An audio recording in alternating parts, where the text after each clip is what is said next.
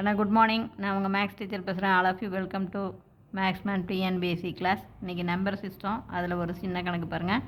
If the numerator of a fraction is increased by 1/4 times and the denominator of the is decreased by 1/3 times, அந்த நம்பருக்கு 1/3 டைம்ஸும் decrease ஆகுது. The new fraction obtained is 33 divided by 64. What was the original fraction? இப்போ நம்ம original fraction வந்து இங்கே பாருங்கள், x/yன்னு எடுத்துக்கிறோம். இது நியூமரேட்டர், இது டினாமினேட்டர். இந்த நியூமரேட்டர் வந்து 1/4 டைம், இந்த எக்ஸ் மாதிரி 1/4 டைம் இன்க்ரீஸ் ஆகுது. அதனால் எக்ஸ் ப்ளஸ் 1/4x.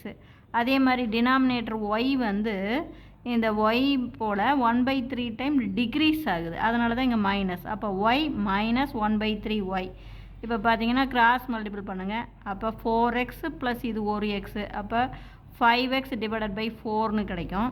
அதே மாதிரி இங்கே கிராஸ் மல்டிபிள் பண்ணிங்கன்னா 3yயில் ஒரு ஒய் போச்சுன்னா 2y divided by 3 equal to அவங்க என்ன கொடுத்துருக்காங்க, 33 டிவைடட் பை 64. இது மேலே இருக்கிறது 5x டிவைடட் பை 4. கீழே இருக்கிற ஃப்ராக்ஷன் மேலே போகும்போது தலைகீழாக மாறும்.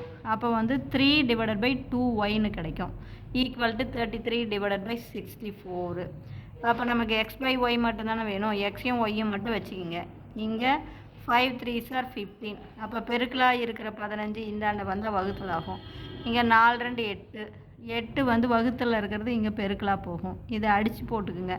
அடித்து போட்டிங்கன்னா உங்களுடைய ஆன்சர் 11/40. அப்போ ஒரிஜினல் ஃப்ராக்ஷன் வந்து 11/40.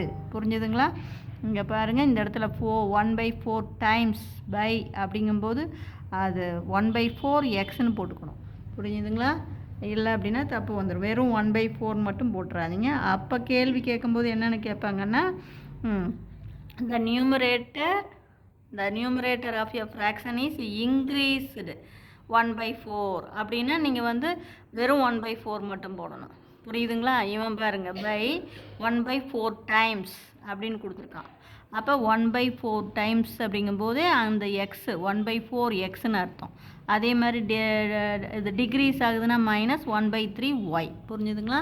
இதில் நல்ல கவனமாக பார்த்துக்கணும். Wish you all the best. Thank you.